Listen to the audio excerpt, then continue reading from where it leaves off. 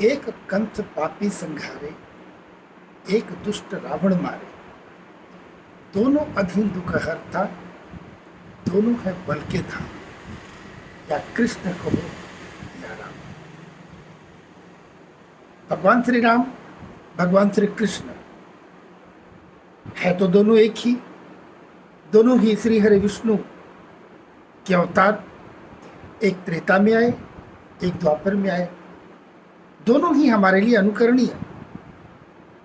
अध्ययन, शोध, संपूर्ण जीवन लगा दे, फिर भी उस पर व्याख्या करना बहुत मुश्किल लगता है। आइए कुछ बिंदुओं पे हम चर्चा करें। भगवान श्री राम, भगवान श्री कृष्ण एक होने के उपरांत भी कितनी भिन्नताएं हैं।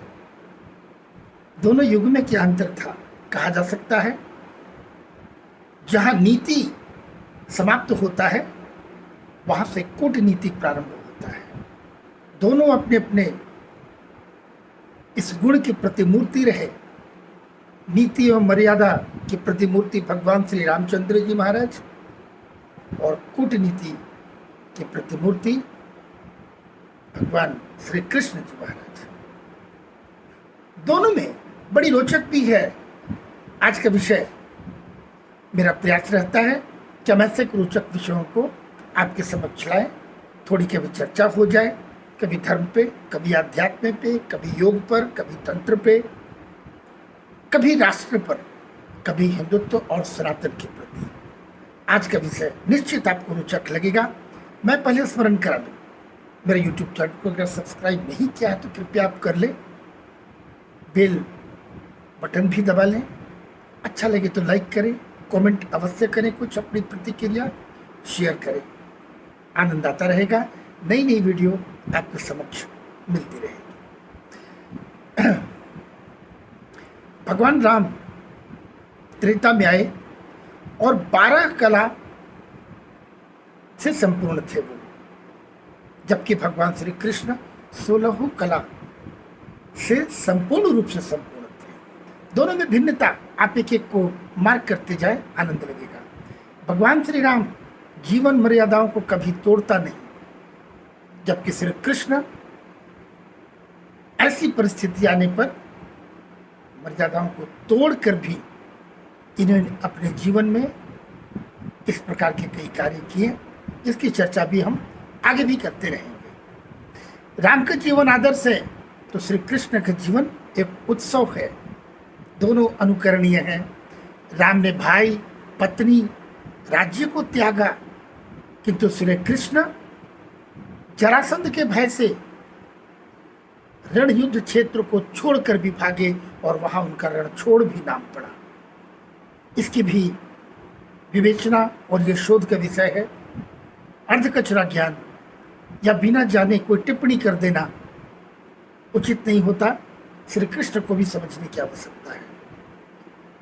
मैं देखा हूं कि अभी तक श्री कृष्ण को लोग समझे नहीं। उनकी कई प्रकार की टिप्पणियां करती हैं। जितने भी उनके जीवन में जो भी इवेंट्स, जो घटनाएं हैं, उस पर एक शोधपूर्ण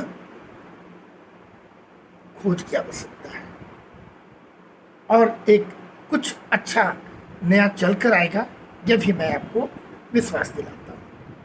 श्री राम के जीवन में धर्म सम्मत नीति का प्रदर्शन मिलता है, जबकि श्री कृष्ण के जीवन में धर्म के रक्षार्थ और धर्म के विरुद्ध भी युद्ध किया है इन्होंने।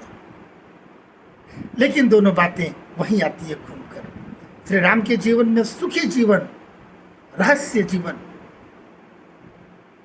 के साथ, जबकि श्री कृष्ण एक जीवन नीति और धर्म सम्मत जीवन का संदेश है इनके जीवन में। राम एक पत्नी के साथ पत्नी व्रता धर्म का पालन किया, किंतु श्री कृष्ण की 8 पत्नियां रही। श्री राम को गृहस्थ सुख कम मिला, जबकि श्री कृष्ण को पूर्ण रूप से गृहस्थ रहे। श्री राम उनकी पत्नी के साथ जाता, श्री कृष्ण, श्री राम का नाम उनकी पत्नी के साथ लिया जाता, सीताराम, जबकि श्री कृष्ण का उनकी प्रेमिका संग राधे कृष्ण के नाम से हम आज भी स्मरण करते हैं, जाप करते हैं। राम ने विभिन्न जगह जा जाकर आतताइयों का वध किया, किंतु श्री कृष्ण एक ही स्थान पर लगभग सभी आतताइयों को एक ही जगह निपटा दिया। श्री राम के जीवन में कृषि, वनवासी, भूमि का विस्तार का वर्णन है, जबकि श्री कृष्ण के जीवन में गोपालन एवं समृद्धि का वर्णन मिलता है। राम में भक्त महाबली, श्री राम के जीवन में महाबली हनुमान, अंगद, जामवंत, सुग्रीव ऐसे इनके भक्त रहे, किंतु श्री कृष्ण अपने भक्तों के भक्त रहते हैं। आज भी वैसे ही लोग अपने भक्त से वो करते हैं और कहते हैं श्री राम, श्री कृष्ण की भक्ति में डूब जाओ तो कृष्ण तुम्हारे हो जाते हैं। राम अपने भक्तों के बिना मांगे सब कुछ दे दिया।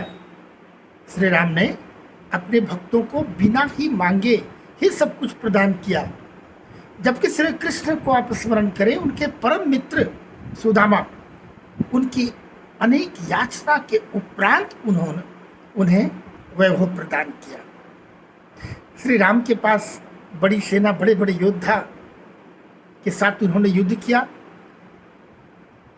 जबकि श्री कृष्ण के साथ बहुत बड़ी सेना, किंतु उन्होंने अपनी पूरी सेना को कौरवों को दे दी और स्वयं पांडवों के साथ रहकर इन्होंने युद्ध किया।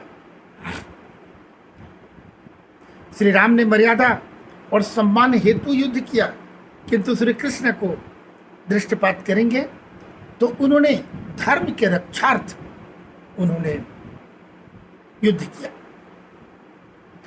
कृष्ण स्वयं के लिए नहीं वरन रक्षार्थ राम के बड़े बड़े योद्धा और उनके साथ युद्ध किया। राम का चरित्र सर्वथा अनुकरणीय है।